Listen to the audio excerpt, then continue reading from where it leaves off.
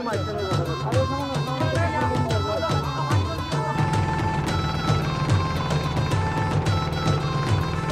Guys, আসসালামু আলাইকুম। কি অবস্থা সকলের? আশা করি খুবই ভালো আছেন। আমি সাব্বির আছি পুরো ভিডিও জুড়ে আপনাদের সাথে, এবং আমার সাথে আমার পুরো টিম আছে। আমি এখন বর্তমানে আছি চন্দ্রনাথ পাহাড়ে। চন্দ্রনাথ পাহাড়ের একদম সর্বোচ্চ চূড়ো থেকে নামতেছি। আমার পিছনে আছেন ফাহাদ ভাই।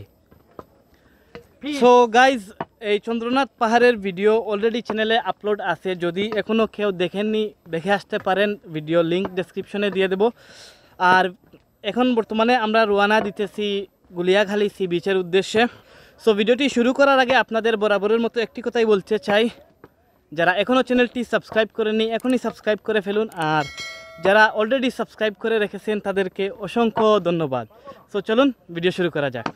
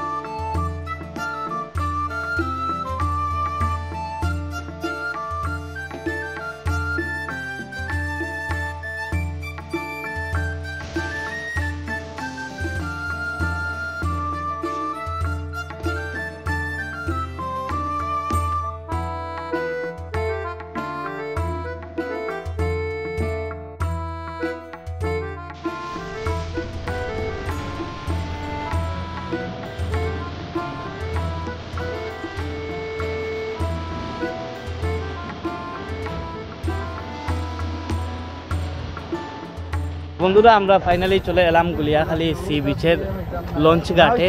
এখান থেকে লঞ্চ আমি জানি না কিভাবে ভাড়া করবে, না টিকিট কেটে আমরা যাব বিচে। সো বাই দ্য ওয়ে, আমরা এখানে আমাদের গাড়ি পিছনে পার্ক করছি। পার্ক করে একটু হালকা ফ্রেশ হয়ে নিলাম, আর আমি কাপড়টাও চেঞ্জ করে ফেলছি, কারণ চন্দ্রনাথ পাহাড়ে উঠতে আর নামতে ওই কাপড়ের যে অবস্থা হয়েছে না, নিজের ঘামের গন্ধটা নিজেই সহ্য করতে পারতেছি না, তাই চেঞ্জ করে ফেলছি। সো সাথেই থাকুন, আমরা যাচ্ছি এখন লঞ্চে। সো গাইস, এগুলো 20 টাকা পার পারসন। সো আমরা হচ্ছে 6 জন। সো আমাদের জন্য 120 টাকা চার্জ করবে। সো বন্ধুরা, এখন সময় হচ্ছে 3:22। সো আশা করা যায় 5টার মধ্যে আমরা বের করবো, তাই না? ইনশাআল্লাহ আশা করা যায় 5টার মধ্যেই আমরা বের করবো।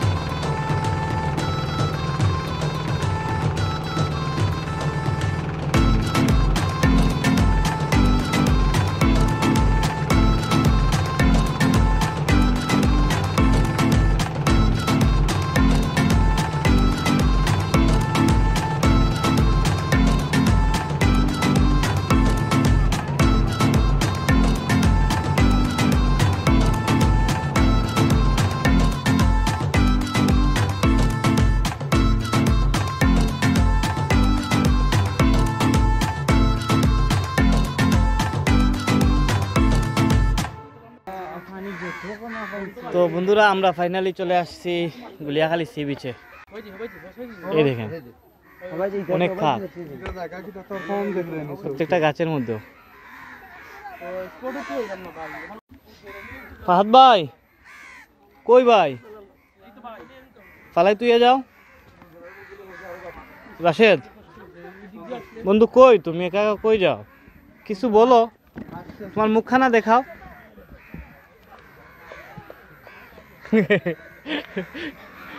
কিরকম লাগতেছে তোমার? আমার একটা প্রশ্ন আছে রাশেদ। না না শুনো শুনো শুনো শুনো, আমি বলি আগে। এতগুলা কাক কিসের জন্য এখানে? জানি না, ওরা খবর পাইছে যে তুমি আসবে।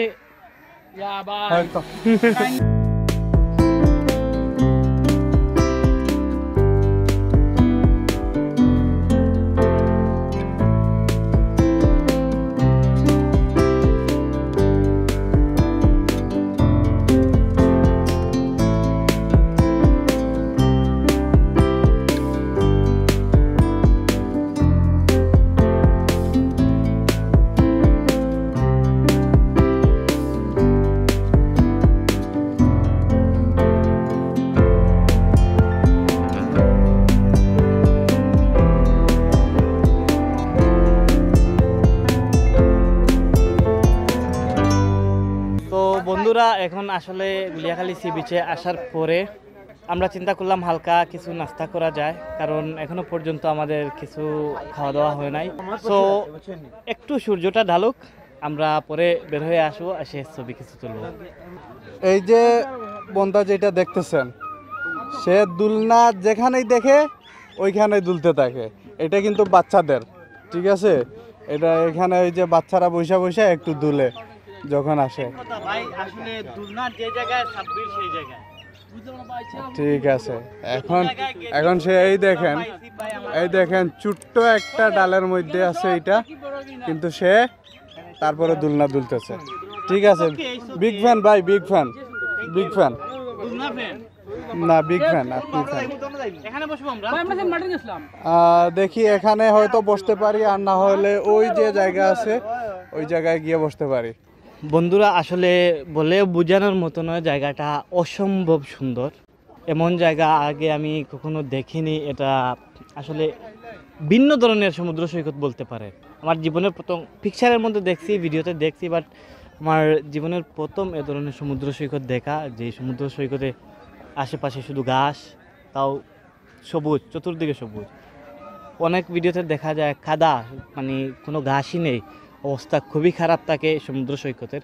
বাট এখানে আপনারা দেখতে পারবেন পুরো সমুদ্র সৈকত বর্তমানে সবুজে ঘেরা।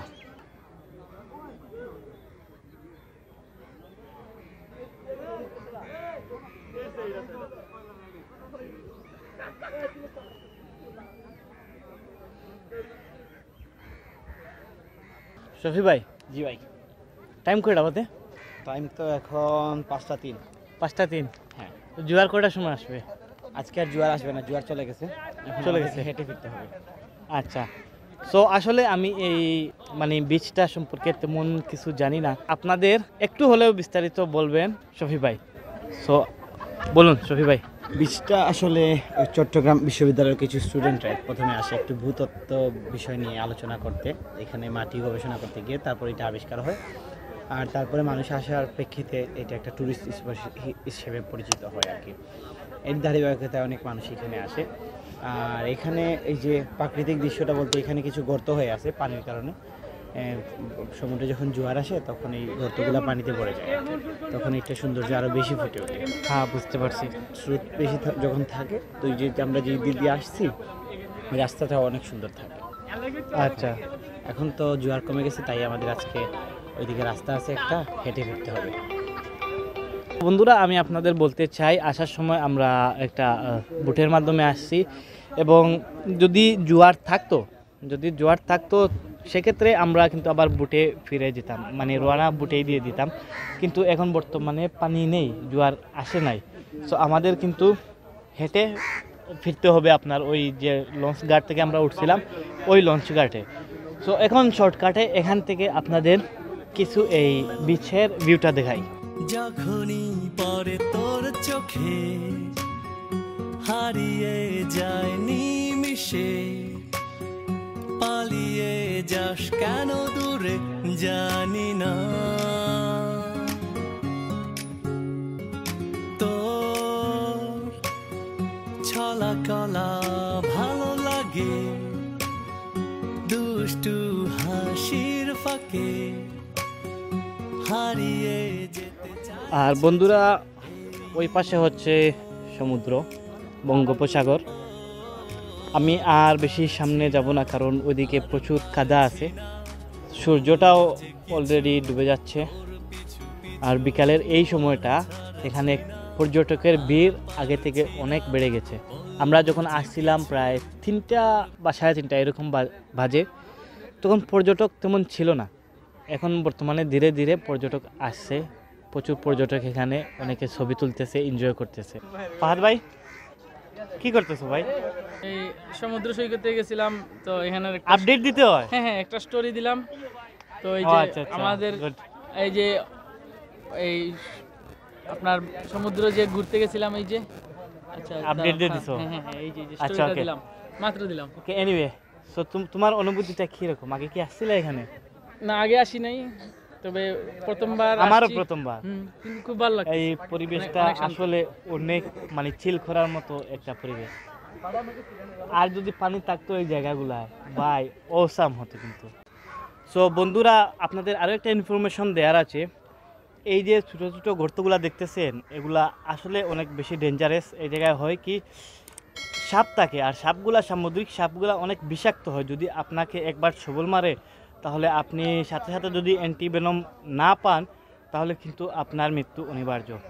গত 2-1 সপ্তাহ আগে এক ভাই গল্প করছে, ওনার শোনা গল্প। এখান থেকে সামুদ্রিক সাপ 2টা উদ্ধার করছে, তাই না ভাই? হ্যাঁ এই যে সমুদ্রের পাশে, তো সমুদ্রের পাশে, আর এখান থেকে 2টা সাপ উদ্ধার করছে। সো আমি এটাই বলতে চাই, যদি আপনারা কেউ এখানে আসেন, অবশ্যই সাবধানতা অবলম্বন করবেন।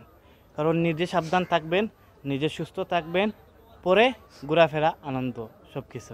তো বন্ধুরা, এখন দিনের আলো একদম ফুরিয়ে যাচ্ছে। আমাদের বন্ধুদের অলমোস্ট ছবি তোলা শেষ। এখানে চেক করা চলতেছে ছবির মানে কি অবস্থা, ছবি ভালো হয়েছে কি না। ফাদ ভাই, ছবি তোলা শেষ? ভাই শেষ শেষ। ছবি সুন্দর নাই ভাই, ছবি সুন্দর নাই, না।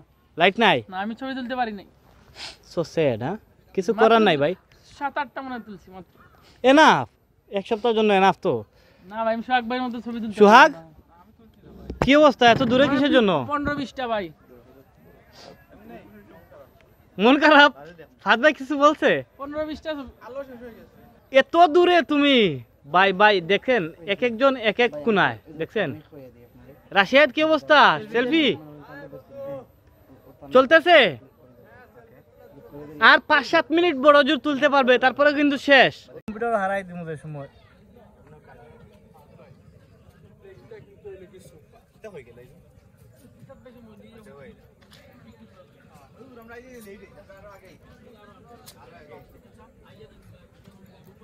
বন্ধুরা, আমরা বিকেলবেলা গুলিয়াখালী সি বিচ থেকে সোজাসুজি চলে আসি ফেনীতে। এখানে এসে পৌঁছার পরে আমরা একটি রেস্টুরেন্টে আমাদের রাতের খাবারটা সেরে ফেলি, এবং রাতের খাবার শেষে আমরা এখানে স্টেশনে চলে আসি। আমাদের হাতে পর্যাপ্ত সময় থাকার কারণে আমরা সবাই মিলে এখানে লুডো খেলে ভালো একটা সময় স্পেন্ড করি এখানে। এখন টাইম অলরেডি হয়ে গেছে ট্রেন আসার। সো ট্রেন আসলেই আমরা ফেনী থেকে চলে যাব, আই মিন চিটাগাং থেকে চলে যাব। সাথে আছে আমি এমআর আয়রনের বাজাবে। সো গাইস, ভিডিওটি কেমন হলো অবশ্যই কমেন্ট করে জানাবেন। আমি প্রত্যেকটা কমেন্টে রিপ্লাই করে থাকি। ভিডিওটি ভালো লাগলে অবশ্যই একটা লাইক করবেন, চ্যানেলটি সাবস্ক্রাইব করে রাখবেন, যাতে করে পরের ভিডিও সবার আগে আপনার কাছে পৌঁছে যায়। ধন্যবাদ, আল্লাহ হাফিজ। কল্পনায় আজ হারাবো দূরে কোথাও, যেখানে ঠিকানা নেই, হাতে হাতে রেখে দুজনে হারিয়ে যাব এই পথের বাঁকে। আজ শুনবো না কোনো মানা, রূপ কথার সীমানা।